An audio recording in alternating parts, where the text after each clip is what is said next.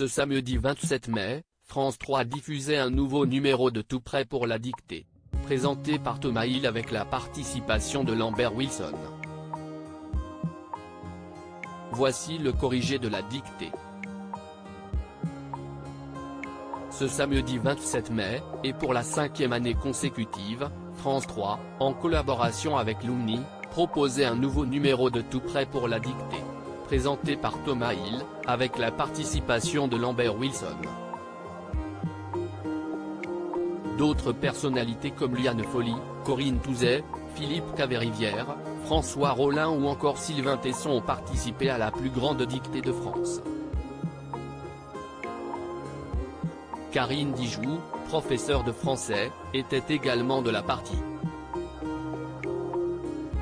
Une dictée assurée par Lambert Wilson. La lecture de la dictée par Lambert Wilson portait d'ailleurs sur le livre de Sylvain Tesson sur les chemins noirs. L'acteur n'a pas caché son enthousiasme à l'idée de participer à la plus grande dictée de France. Je réalise un rêve. J'ai toujours adoré le français, j'ai toujours adoré l'orthographe. J'ai adoré mon professeur de français qui m'a enseigné la grammaire et l'orthographe. Et j'aimerais lui rendre hommage, a-t-il confié. Pour rappel, le livre de Sylvain Tesson a fait l'objet d'un film de Denis Imbert avec Jean Dujardin dans le rôle principal. Le corrigé de la dictée dévoilé. Le corrigé de la dictée a été dévoilé par Lumni ce dimanche 27 mai.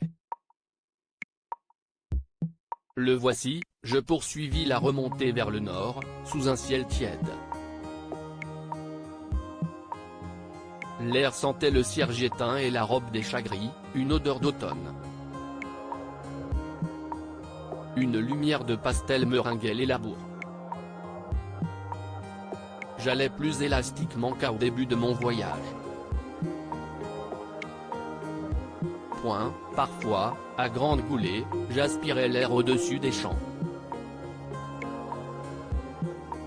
Pouvait-on s'enivrer du parfum des prairies lavées par la nuit comme on s'enivre de bon vin sec? La marche distillait ses bons effets. Elle me léguait ce trésor dont j'avais tant besoin et que j'avais été si peu disposé à conserver, le rythme. Il y avait quelque chose d'excitant dans ces bouffées d'herbe coupées, le signe que la terre respirait et que j'avais encore pouvoir de la fouler. La marche dans les bois balayait ces effrois. J'aurais pu recomposer la ritournelle, le passé m'oblige, le présent me guérit, je me fous de l'avenir. Dans une maison d'hôte d'Azay-sur-Indre, je tombais sur une histoire du bagne de Cayenne. J'y découvris l'antienne des condamnés, le passé m'a trahi, le présent me tourmente, l'avenir m'épouvante. À lire aussi Tout prêt pour la dictée, France 3, venez tester votre niveau d'orthographe avec Édouard Baird.